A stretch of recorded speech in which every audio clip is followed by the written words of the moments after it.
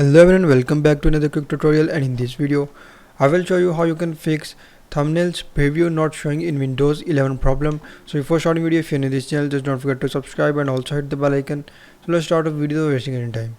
So if you are facing thumbnails previews not showing on Windows 11 PC, so to fix the issue, first of all, simply you just need to open search bar and then follow every step as I'm showing you in this video. Hope so this will fix for you. So simply just open search bar and search control panel.